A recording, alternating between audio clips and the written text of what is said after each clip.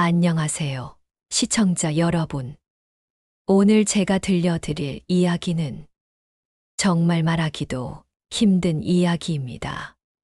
71년을 살아온 제가 가장 믿었던 사람에게 배신당한 충격적인 실화예요. 저는 김은숙이라고 합니다. 올해 71세예요. 남편이 돌아가신 지 벌써 10년이 됐네요. 남편과 함께 평생 모은 돈으로 빌라 2채를 장만해서 임대업으로 생활하고 있었어요. 그렇게 조용히 평범하게 살고 있었는데, 여러분, 자식을 위해서라면 뭐든 할 수 있다고 생각하시죠? 저도 그랬습니다. 하지만 그 사랑이 독이 될 줄은 몰랐어요. 제가 평생 모은 재산, 남편과 함께 힘들게 장만한 빌라 2채가 하루아침에 사라질 뻔했거든요. 아니, 정확히 말하면 이미 팔렸었어요. 제 도장을 위조해서 말이죠. 제 아들 민호가 저 몰래 제 집을 팔려고 했다는 걸 아세요? 그것도 제가 살아있는데도 이미 죽은 사람 취급하면서요. 그리고 새로 들어온 며느리라는 사람은 처음부터 저를 이용할 계획이었어요. 어린아이 둘까지 데리고 와서 거짓말을 가르쳐가며 할머니를 속이게 했죠. 이 모든 일이 벌어진 기간이 얼마나 될 것 같으세요?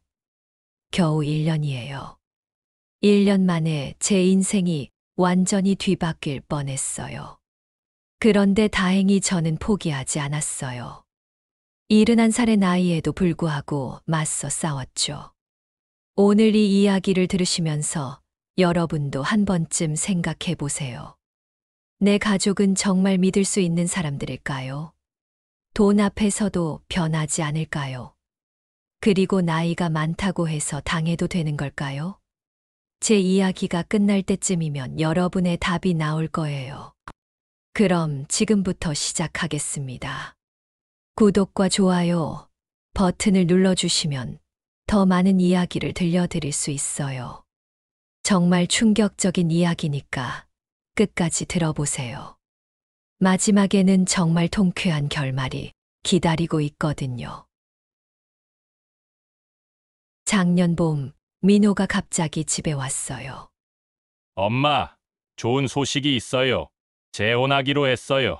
재혼이라니요. 민호는 35살에 첫 결혼을 했다가 3년 만에 이혼했거든요. 그때 얼마나 속상했는지. 며느리라고 생각했던 사람이 하루아침에 남이 되는 게 이렇게 서러운 줄 몰랐어요. 그런데 이제 새로운 인연을 만났다니 기쁘기도 하고 걱정도 됐어요. 어떤 여자인데? 하고 물어봤더니 민호가 사진을 보여주더라고요. 지영이라는 여자였는데 민호보다 5살 아래인데 참 예뻤어요. 그런데 한 번 이혼했다고 하면서 아이가 둘이라고 하더라고요. 엄마, 지영이 키우는 아이들이 중학생이랑 초등학생이에요. 착한 아이들이라고 하니까 너무 걱정하지 마세요.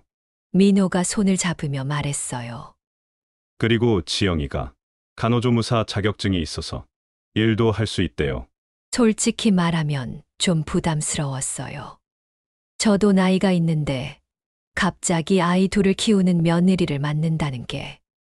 하지만 아들이 행복하다면 어떻게든 도와줘야죠. 언제 결혼식 할 거니? 했더니 민호가 다음 달에 간단하게 할 거예요. 2번째 결혼이니까 조용히 하려고요. 라고 하더라고요. 결혼식은 정말 간단했어요. 지영이의 부모님은 일찍 돌아가셨다고 하고 친구 몇 명만 와서 조촐하게 했어요. 지영이를 직접 보니까 사진보다 더 예쁘고 이야기도 참 잘하더라고요. 아이들도 인사를 깎듯이 하고 할머니라고 부르니까 마음이 좀 누그러졌어요. 중학생 승민이는 할머니, 안녕하세요. 잘 부탁드려요. 라고 인사하고 초등학생 예린이는 할머니, 참 예쁘세요. 라고 하면서 제 손을 잡더라고요. 그런 모습을 보니까 정말 착한 아이들 같았어요. 그런데 결혼식이 끝나고 일주일 뒤에 민호가 또 집에 왔어요. 이번에는 지영이랑 아이들까지 다 데리고 왔더라고요. 엄마, 우리가 사는 원룸이 너무 좁아서요. 아이들 교육 환경도 안 좋고 잠깐만 여기서 지낼 수 있을까요? 민호가 조심스럽게 말했어요. 제가 사는 집은 빌라 1층인데 방이 3개예요. 혼자 살기에는 넓었죠. 그래서 그래, 일단 와서 살아라. 아이들 교육이 중요하니까라고 했어요. 지영이가 어머니, 정말 감사해요. 아이들이 새 학교에 적응할 때까지만 신세 질게요. 제가 빨리 일자리 구해서 독립하겠어요. 라고 하면서 눈물까지 글썽이더라고요.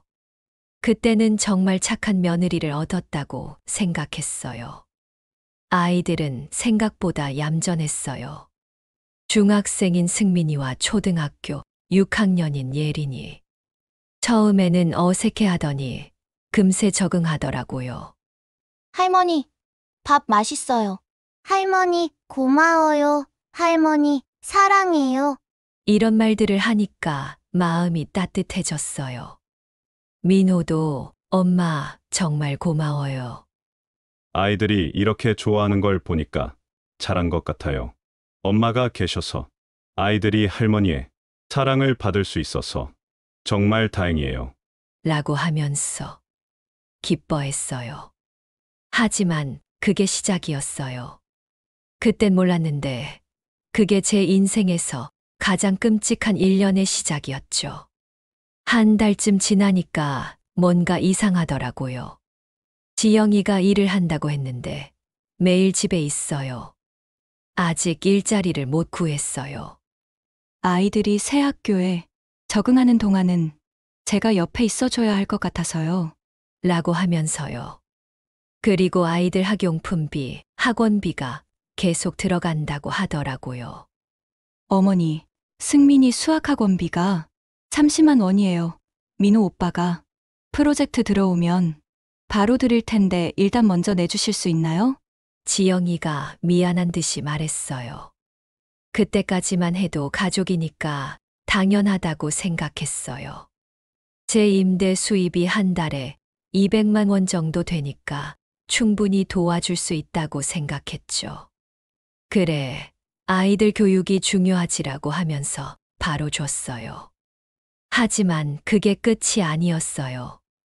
예린이 피아노 학원, 아이가 음악에 재능이 있는 것 같아요.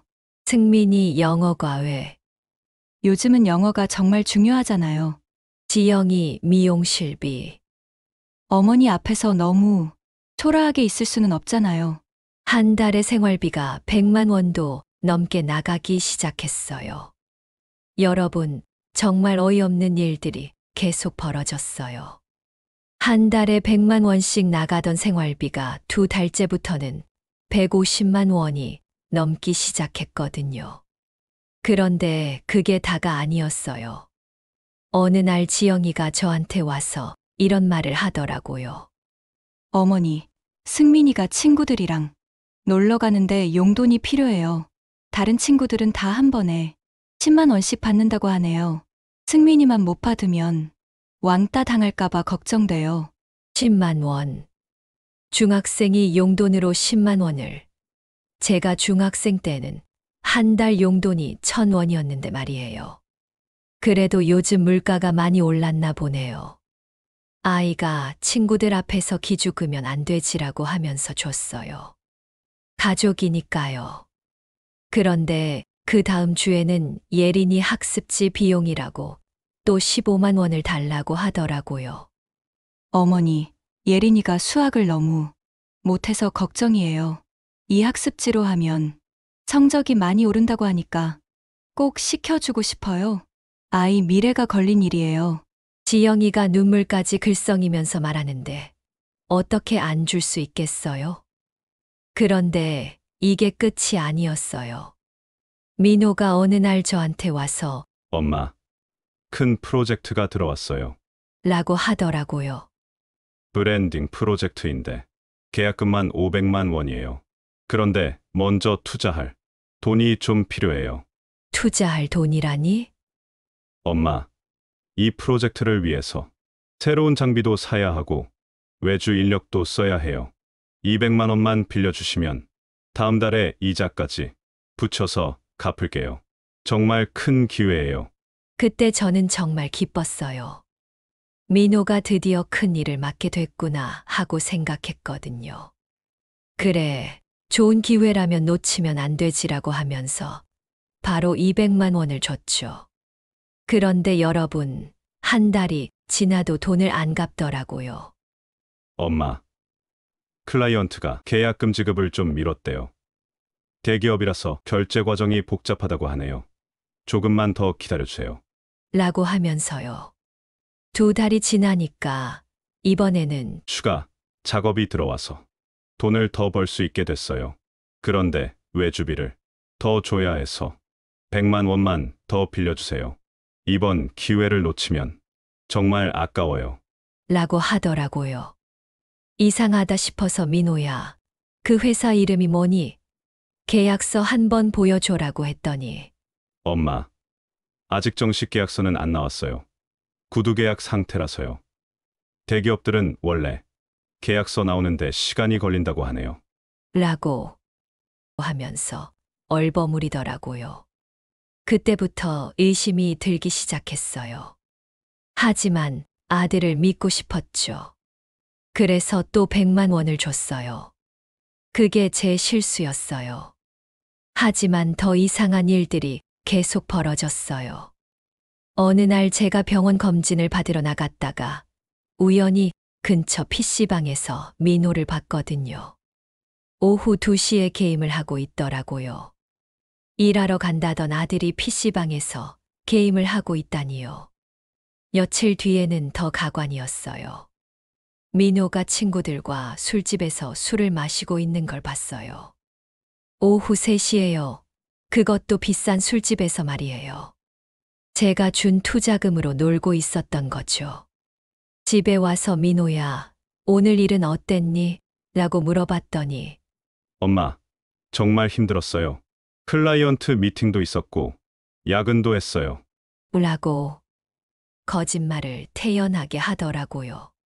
그리고 지영이의 행동도 점점 이상해졌어요. 자꾸 다른 남자와 전화를 하더라고요. 아이들이 학교에 간 사이에 몰래 전화를 받는데 목소리가 완전히 달라져요. 애교 섞인 목소리로 응, 나도 보고 싶어. 조금만 더 기다려. 라고 하는 거예요. 한 번은 제가 마트에 갔다가 일찍 돌아왔는데 지영이가 거실에서 화상 통화를 하고 있더라고요. 남자 목소리가 들렸는데 지영아, 언제 나올 거야? 아이들도 보고 싶어라고 하더라고요. 그때 깨달았어요. 아, 지영이가 민호와 결혼한 건 처음부터 계획된 일이었구나.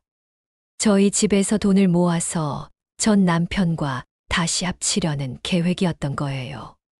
더 충격적인 건 아이들까지 거짓말에 가담하고 있었다는 거예요. 어느 날 제가 승민아, 수학 성적이 많이 올랐니? 라고 물어봤더니 승민이가 당황하면서 아, 네. 조금씩 오르고 있어요라고 대답하더라고요. 그런데 눈빛이 어찌나 어색하던지. 그래서 직접 학교에 전화해 봤어요. 승민이 할머니인데요. 아이가 요즘 수학학원을 다닌다고 하는데 성적이 어떤가요? 라고 물어봤더니 담임 선생님이 승민이가 학원을 다닌다고 했나요? 성적은 여전히 하위권이에요 라고 하시더라고요. 여러분, 그때 제가 얼마나 분했는지 아세요? 중학생, 초등학생까지 거짓말을 가르쳐서 할머니를 속이고 있었던 거예요. 3달째 되던 어느 날, 지영이가 갑자기 저한테 와서 어머니, 전 남편이 양육비를 안 줘서 너무 힘들어요. 아이들이 불쌍해서 어떻게 하면 좋을지 모르겠어요 라고 하면서 울기 시작했어요. 양육비를 안 준다고? 네. 이혼할 때 월 50만 원씩 주기로 했는데 벌써 6개월째 안 줘요. 법적으로 어쩔 수 없나 보네요, 어머니.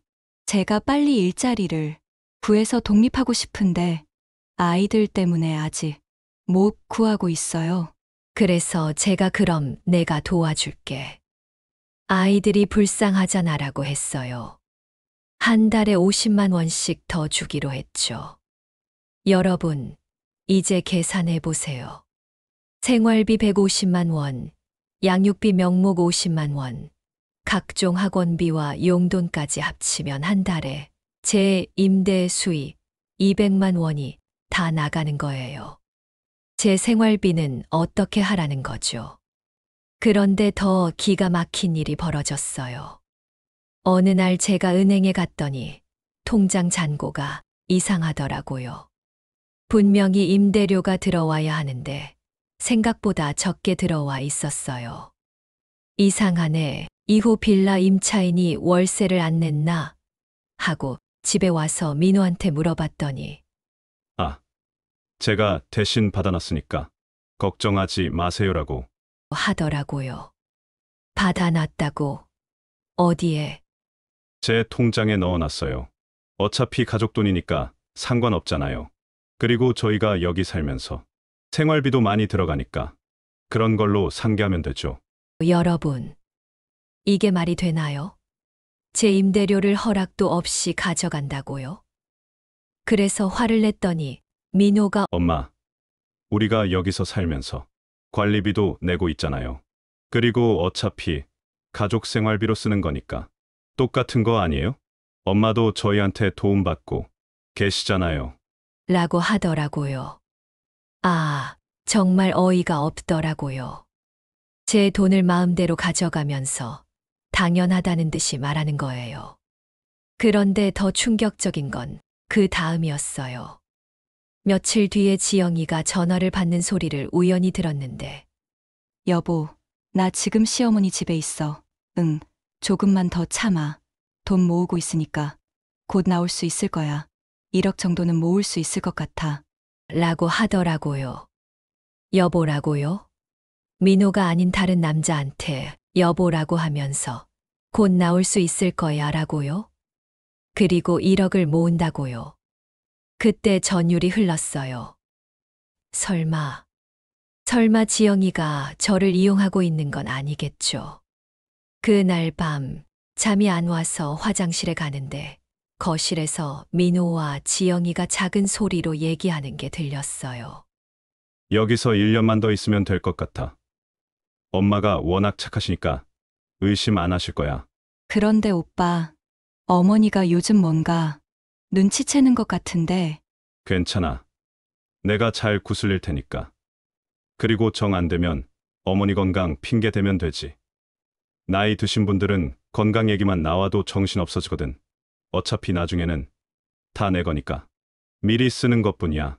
여러분, 그 순간 제가 어떤 기분이었는지 아세요? 하늘이 무너지는 것 같았어요. 제 아들이 제가 낳아서 30년 넘게 키운 아들이 저를 바보 취급하면서 이용하고 있었다는 걸 깨달았거든요. 그리고 지영이는 처음부터 저를 속일 생각이었던 거예요. 그 착한 며느리 연기가 전부 가짜였던 거죠. 더 충격적인 건 지영이가 다른 남자와 다시 만날 계획까지 세우고 있었다는 거예요. 그럼 민호는 뭐예요? 그냥 돈 셔틀이었던 거예요? 며칠 뒤 정말 결정타를 발견했어요. 청소를 하다가 민호 방에서 서류 뭉치를 발견했거든요. 궁금해서 봤더니 여러분, 정말 기가 막힌 게 있었어요. 부동산 매매 계약서 초안이었어요.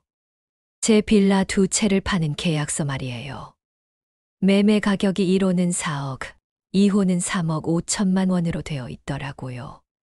그리고 매도인란에는 제 이름이 적혀 있었어요. 하지만 제가 서명한 적이 없거든요. 게다가 매매 대금을 받을 계좌번호가 민호 명의로 되어 있었어요. 제 집을 팔아서 제 돈을 민호가 받겠다는 거였어요. 그때 마침 딸 수진이가 대구에서 올라왔어요. 제가 당뇨로 입원했을 때인데 수진이가 더 충격적인 걸 발견했어요. 엄마, 큰일 났어요. 오빠가 엄마 빌라를 담보로 2억 원 대출받으려고 했어요.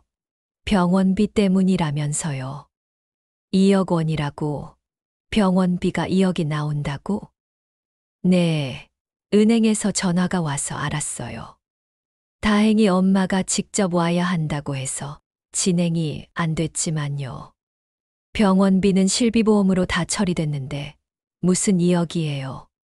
수진이와 함께 서류를 확인해 보니 더 기가 막힌 걸 발견했어요. 제 도장이 찍힌 서류들이 여러 개 있었는데 제가 찍은 기억이 전혀 없는 거예요. 빌라 매매 계약서뿐만 아니라 은행 서류, 부동산 관련 서류들까지. 모두 제 도장이 찍혀 있었는데 제가 서명한 적이 없었어요.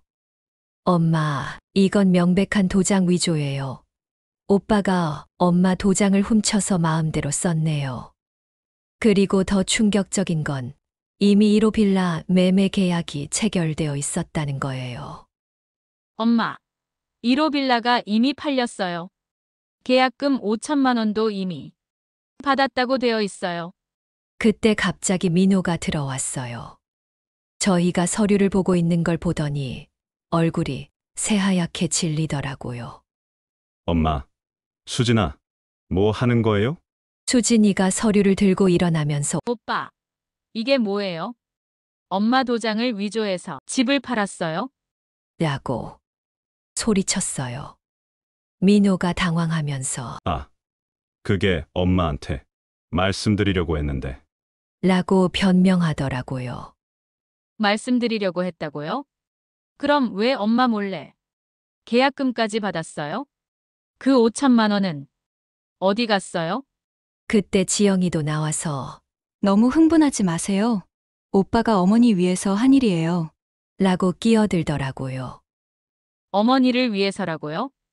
허락도 없이 집을 파는 게 어머니를 위한 거예요? 요즘 부동산 시세가 너무 올라서 팔아두는 게 좋을 것 같아서요. 어차피 어머니 혼자 관리하시기 힘드시잖아요. 여러분, 이게 사람이 할 말인가요? 제 허락도 없이 제 집을 팔고는 저를 위해서 했다고요. 수진이가 언니, 지금 상황을 이해하고 계세요? 이건 명백한 위조예요. 법적으로 문제가 되는 일이라고요. 라고 따졌어요. 그러자 지영이가 갑자기 태도가 변하더라고요. 너무 예민하게 반응하지 마세요. 가족끼리 뭘 그렇게 따져요? 가족이라고요. 가족이면 이런 식으로 속여도 된다는 거예요. 그때 민호가 수진아, 진정해. 나도 엄마를 위해서 한 일이야. 계약금 5천만 원은 엄마 통장에 넣어뒀어. 라고 거짓말을 하더라고요. 수진이가 그럼 엄마 통장 보여주세요. 라고 했더니 민호가 말을 얼버무리더라고요. 그게 지금 은행에서 정리 중이라서. 정리 중이라고요? 오빠, 지금 거짓말하고 있는 거예요? 그때 제가 참을 수 없어서 민호야, 정말로 그 돈이 내 통장에 있니? 라고 물어봤어요. 민호가 당황하면서 엄마, 곧 넣어드릴게요. 지금 세금 문제 때문에 좀 복잡해서. 가고 또 변명하더라고요. 수진이가 오빠, 그만 거짓말해요. 엄마한테 죄송하다고 빌어요. 라고 소리쳤어요. 그러자 민호가 갑자기 화를 내면서 내가 뭔데 여기서 명령이야. 너는 대구에 살면서 엄마 한 번 안 찾아뵙더니 이제 와서 큰 소리야? 라고 하더라고요. 오빠, 지금 상황이 그런 말 할 때예요? 엄마를 속이고 사기를 쳤잖아요. 그때 승민이가 당황하면서 아이들까지 데리고 나와서 아이들 앞에서 이러지 마세요. 무서워하잖아요. 라고 하더라고요. 하지만 수진이는 멈추지 않았어요. 승민아, 예린아, 너희들도 알고 있었지? 할머니 돈 훔쳐서 학원비라고 거짓말한 거. 그때 승민이가 당황하면서 저희는 엄마가 시켜서. 라고 말하다가 지영이 눈치를 보더라고요. 뭐라고? 엄마가 시켰다고. 예린이도 울면서 저희는 잘못한 게 없어요. 엄마가 할머니한테 좋은 말만 하라고 했어요. 까고 하더라고요. 여러분, 그때 제 마음이 어땠는지 아세요? 아이들까지 거짓말을 가르쳐서 저를 속이게 했다는 걸 알았을 때 정말 하늘이 무너지는 것 같았어요. 수진이가 언니, 아이들한테까지 거짓말을 가르쳤어요? 정말 양심이 있는 거예요? 라고 분노했어요. 그러자 지영이가 갑자기 본색을 드러내더라고요. 뭘 그렇게 호들갑이에요? 어차피 어머니 재산은 나중에 오빠가 상속받을 건데 미리 정리하는 게 뭐가 문제예요? 뭐라고요? 지금 뭐라고 한 거예요? 사실대로 말하는 거예요. 어머니도 나이가 있으시니까 미리미리 정리해드리는 게 좋잖아요. 여러분, 그 순간 정말 충격이었어요. 지영이가 제가 살아있는데도 이미 죽은 사람 취급을 하고 있었던 거예요. 다음 날 아침 더 충격적인 걸 들었어요. 지영이가 전화하는 소리를 또 들었거든요. 여보, 이제 더 이상 여기 있으면 안 될 것 같아. 수진이가 와서 다 들켰어. 지영이가 누군가와 통화하고 있는 거였어요. 그 여보라는 건 민호가 아니었던 거죠. 응, 돈은 거의 다 모았어. 1호 빌라 계약금 5천만 원도 받았고 그동안 모은 것까지 합치면 1억은 넘을 거야. 1억이라고요? 제 돈 1억을 모았다고요? 민호 오빠, 그냥 버리면 돼. 어차피 이용만 한 거니까. 아, 그리고 아이들도 이제 진짜 아빠한테 가고 싶어 해. 여러분, 그때 제가 얼마나 분했는지 아세요? 민호는 처음부터 이용당하고 있었던 거예요. 지영이는 전 남편과 재결합하기 위해 민호를 이용해서 제 돈을 훔친 거였어요. 그때 민호가 나타나서 지영아, 그런 말 하지 마. 우리 진짜 사랑해서 결혼한 거잖아. 라고 하더라고요. 지영이가 비웃으면서 사랑이라고? 오빠, 정말 순진하네요. 제가 왜 오빠 같은 백수랑 결혼했는 줄 알아요? 돈 때문이죠, 돈. 지영아, 이제 다 끝났으니까 솔직히 말할게요. 저는 처음부터 전 남편하고 재결합할 생각이었어요. 그런데 돈이 없어서 못했던 거죠. 오빠 어머니 돈으로 새 집 사면 바로 헤어질 거예요. 민호가 그럼 나는 뭐야? 그냥 이용당한 거야? 라고 절규하더라고요. 당연하죠. 오빠가 뭐가 좋다고 진짜 좋아했겠어요? 프리랜서라고 거짓말하면서 매일 놀고 먹는 백수를요? 여러분, 그 순간 민호 얼굴을 봤는데 정말 처참했어요. 자기도 속은 거였다는 걸 깨달은 거죠. 하지만 제가 더 분한 건 민호가 그제서야 어떻게 이럴 수 있어? 라고 말하는 거였어요. 저한테는 그렇게 해놓고서 자기가 당하니까 그제서야 억울해하는 거예요. 그때 수진이가 나왔어요. 저희가 다 들었다는 걸 알고 지영이가 당황하더라고요. 어머니, 언니, 언제부터 수진이가 다 들었어요. 이제 변명 그만하고 당장 나가세요. 라고 소리쳤어요. 그러자 지영이가 뻔뻔하게 나갈 거예요. 근데 그동안 쓴 돈은 안 갚을 거예요. 어차피 가족이니까요. 라고 하더라고요. 여러분, 이게 사람이 할 말인가요? 돈은 다 훔쳐놓고 가족이니까 안 갚는다고요? 그리고 아이들, 학용품이랑 옷까지 새로 사줘야 해요. 이사 가려면 돈이 필요하거든요. 수진이가 뭐라고요? 지금까지도 모자라서 더 달라고요? 왜요? 어차피 어머니 돈 많잖아요. 빌라 2채나 있으면서. 왜 이렇게 인색해요? 그때 저는 정말 참을 수 없었어요. 지영아, 당장 짐 싸서 나가. 한 푼도 더 안 줄 거야. 어머니도 참 웃기네요. 며느리한테 그렇게 말하면 돼요? 며느리라고. 너 같은 사기꾼이 무슨 며느리야. 그때 민호가 갑자기 울면서 엄마, 죄송해요. 제가 잘못했어요. 라고 빌기 시작했어요. 하지만 이미 늦었어요. 민호야, 너도 같이 나가. 나는 이제 너희를 가족으로 생각하지 않아. 엄마, 가족이라는 사람이 어머니 도장을 위조해서 집을 팔아.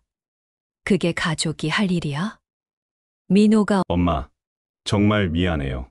지영이가 자꾸 돈이 필요하다고 해서. 그만해. 변명하지 마. 너도 똑같아. 그날 오후 저는 수진이와 함께 경찰서에 가서 정식으로 신고했어요. 도장 위조, 사기, 횡령 등 여러 가지 혐의로 고발장을 냈죠. 경찰관이 어머니, 친아들을 고발하시는 게 맞으세요?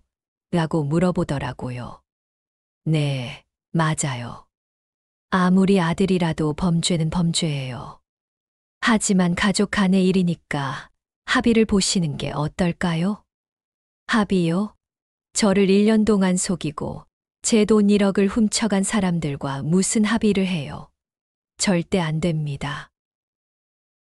그리고 위조된 매매 계약서는 무효 처리됐어요. 다행히 아직 잔금을 치르기 전이라서 계약을 취소할 수 있었거든요. 구매자도 상황을 이해하고 계약 취소에 동의해 주더라고요. 민호와 지영이는 결국 집에서 쫓겨났어요. 지영이는 정말로 전 남편한테 갔고, 민호는 혼자 고시원으로 들어갔다고 하더라고요. 아이들은 처음에는 지영이를 따라갔는데, 일주일 뒤에 다시 와서 할머니, 미안해요. 엄마가 시켜서 그런 거예요. 저희는 할머니를 정말 좋아해요. 라고 빌더라고요. 그 모습을 보니까 마음이 아프기는 했어요. 하지만 저는 냉정하게 말했어요. 너희들도 거짓말했잖아. 이제 너희들 진짜 아빠한테 가서 살아. 할머니는 더 이상 속을 수 없어. 수진이가 엄마, 아이들은 어른들이 시켜서 한 거잖아요.